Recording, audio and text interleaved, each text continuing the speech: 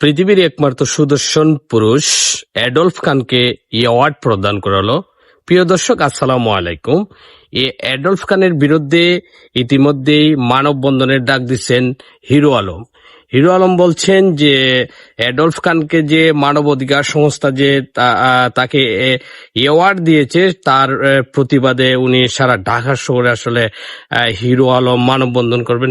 Hero Alam আসলে প্রশ্ন রেখেছেন সাংবাদিকদের, বিভিন্ন সম্মিলন করে উনি প্রশ্ন রাখছেন যে অ্যাডলফ খান কিভাবে উনি মানবাধিকার সংস্থার থেকে আসলে উনি অ্যাওয়ার্ড পেলেন। কারণ হিরো আলমের বক্তব্য হচ্ছে যে আমি যতগুলা নারী নিয়ে ইতিমধ্যেই এডুল এবং ওডুল খেলেছি, অ্যাডলফ খান কিন্তু এতগুলা করতে পারে নাই। তবে অপরদিকে আবার দেখা গেছে যে অ্যাডলফ খান যিনি আসলে পুরুষ মার্কা নারী হিসাবে যিনি পরিচিত, উনি বলা চলে যে বাংলাদেশের আন্তর্জাতিক অ্যাক্টরদের মাঝে একজন হচ্ছেন অ্যাডলফ খান। উনি আসলে মহিলা মার্কা পুরুষ, সেই হিসাবে উনি বলছেন যে আমি যতগুলা নারী ইতিমধ্যে আসলে কোমর ঢুলিয়েছি বা অনেক জায়গার মাঝে আমি সাপ্লাই দিতে সক্ষম হয়েছে, আসলে হিরো আলম আমার পর্যায়ে আসতে পারে নাই, সেই জন্য আসলে তাকে কোনো প্রকার অ্যাওয়ার্ড দেওয়া হয় নাই। তবে মানবাধিকার যে সংস্থা রয়েছে, মানবাধিকার সংস্থা মনে করছে যে অ্যাডলফ খানে আসলে ওই অ্যাওয়ার্ডের যোগ্য, এই জন্য আসলে হিরো আলমকে আসলে এই অ্যাওয়ার্ডটি দেওয়া হয় নাই।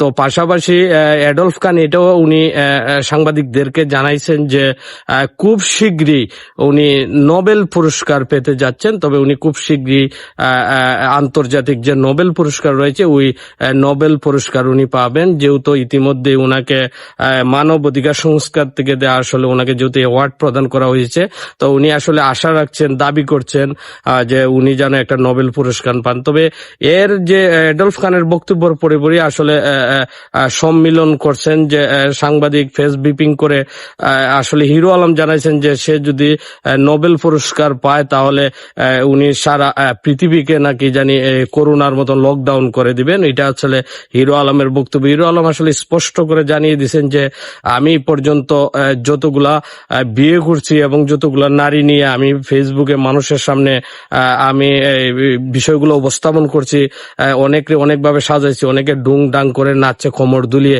এটা আসলে অ্যাডলফ খান পারে নাই। তো মানবাধিকার সংস্থা হিরো আলমের সাথে বৈষম্য করছে এমনটাও কিন্তু হিরো আলম জানাইছেন আমাদেরকে। আর উনি বলছেন যে যদি কোনোভাবেই সুদর্শন পুরুষ হিসাবে যদি অ্যাডলফ খান যদি নোবেল পুরস্কার পেয়ে যায় তাহলে উনি বলছেন যে এই পৃথিবীটাকে উনি একটা লকডাউনের আওতায় নিয়ে আসবেন হিরো আলম। আসলে হিরো আলমের যুক্তির প্রতি অসংখ্য মানববন্ধন হয়েছে সারা পৃথিবীতে। এখন ইতিমধ্যেই বিভিন্ন জায়গায় মানববন্ধন চলতেছে। হিরো আলম কেন অ্যাওয়ার্ড পেল না, জাতিসংঘের মাঝে উনি হয়তো চিঠি দিবেন, এটাও উনি বলছেন। আন্তর্জাতিক রাইটার্স এর সাথে উনি যোগাযোগ করতেছেন। বিবিসি বাংলায়ও ইতিমধ্যে সাক্ষাৎকার নিছে হিরো আলমের। তো আসলে হিরো আলমকে কেন মানবাধিকার সংস্থাগুলা তাকে অ্যাওয়ার্ড না দিয়ে, যেহেতু অ্যাডলফ খানও নারী নিয়ে এডুল ওডুল করে উনি অ্যাওয়ার্ড পাওয়ার যোগ্য হয়েছেন, তাই হিরো আলমও তো উনার দাবিও ঠিক আছে যে উনার সাথে বৈষম্য করা হচ্ছে, উনিও তো নারী নিয়েই এডুল ওডুল করেন, তাহলে উনি কেন পাবেন না। আসলে এই নিয়ে সারা পৃথিবীতে মানববন্ধন চলতেছে।